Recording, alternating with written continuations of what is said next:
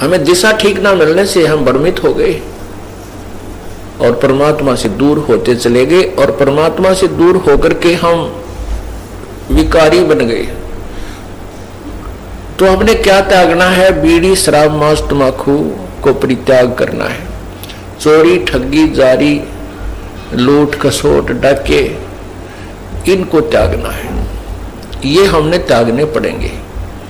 उसके बाद जो हमारे ऊपर 4-5 और विकार लगा रखे काल भगवान ने, काम यानी विषय वासनाएं, क्रोध, मोह, लोभ, अहंकार, ये जीव के बस का नहीं कि इनको त्याग सके। बीड़ी, शराब, मांस, तंबाकू, चोरी, ठगी हम त्याग सकते हैं। इनको नॉर्मलाइज करने के लिए काम, क्रोध, मोह, लोभ, अहंकार, इसके लिए परमात्मा ने तरीके बताए हैं, विधि बताई है, इसका ट्रीटमेंट बताया है कि सत्संग विचार सुने, उनके ऊपर पूरा विचार करे, अर्थात ज्ञान।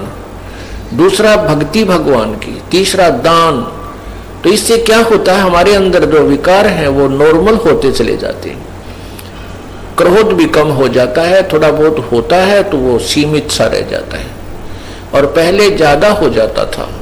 भक्ति करने से इसमें इतना अंतर आता चला जाता है, और धीरे धीरे ये बिल्कुल जरा सा रह जाएगा, थोड़ी सी फूफा रह जाएगी। अब मन को ज्ञान रूपी रस्से से बांध दिया जाता है।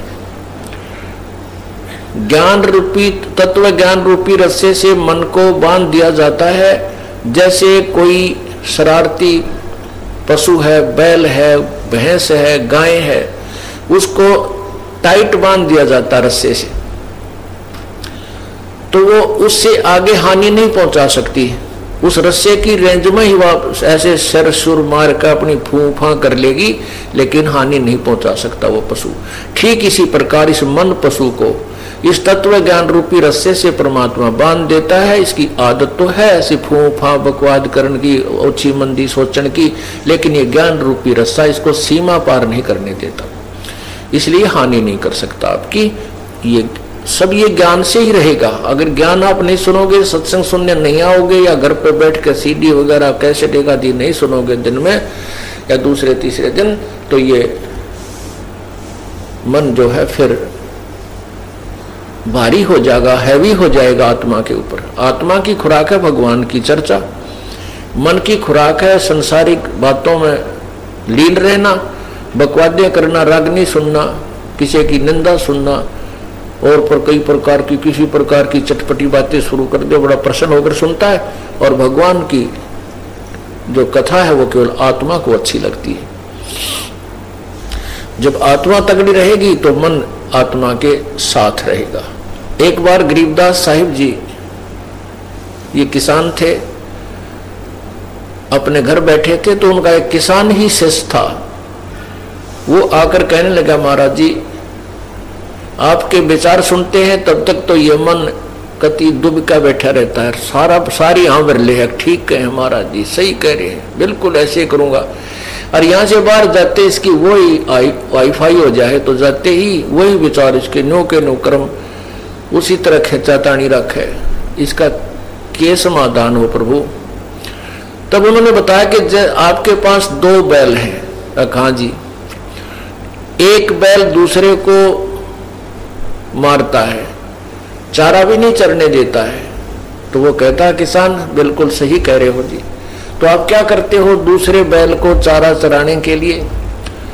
तो कहता जी जैसे खेत में हम ले जाते हैं, एक टोकरे में इकट्ठा ही चारा चराना होता है, तो मैं डंडा लेकर बैठ जाता हूँ और या उसको करड़ा बांध देता हूँ टाइट, जो फूफा गड़ी करे दूसरे को खाने नहीं देता, तो उसको इतना टाइट बांध देता हूँ उसका मुंह उस टोकरे तक पहुंचता है और दूसरा आराम से खा लेता है। तो इसलिए परमात्मा कहते हैं कि मन और आत्मा 2 इकट्ठे जोड़ रखे हैं इस काल भगवान ने। ये 2 बैल है। अब ये मन जो है खुला चरकर तगड़ा हो गया, और ये तगड़ा होकर के आत्मा को डराता रहता है, और आत्मा इससे दुबकी बैठी है। अब तो आत्मा की खुराक बढ़ा दे। जैसे समझदार हाली क्या करता है कि जो दूसरे पशु को एक बैल तंग करता है तो उसकी खुराक कम कर देता है, उसकी बढ़ा देता है तो वो तगड़ा हो जाता है। उस शरीफ ने तो मारना ही नहीं उसको, शरीफ बैल है वो नहीं मारता कभी दूसरे को। वो तगड़ा जब हो जाता है तो वो दूसरा कमजोर हो जाता है, तो उसकी आप ही मतना पड़ती है उस तगड़े की तरफ सींग सांग पहनाने की। तो इसी प्रकार परमात्मा कहते हैं कि जब तुम आत्मा की खुराक बढ़ा दोगे या मजबूत हो जाएगी, तगड़ी हो जाएगी, फिर ये मन इसके अनुकूल होने लग जाएगा। मन इसको आत्मा इसको घसीट लेगी, अपने साथ घसीटती रहेगी और अन्य मार्ग पर नहीं जाने देगी। अभी ये आत्मा को घसीट ले जाता है, अपनी मर्जी चलाता है। इसलिए पुण्यात्मा सत्संग में आने से ज्ञान होता है अपने को कि हमने क्या करना चाहिए।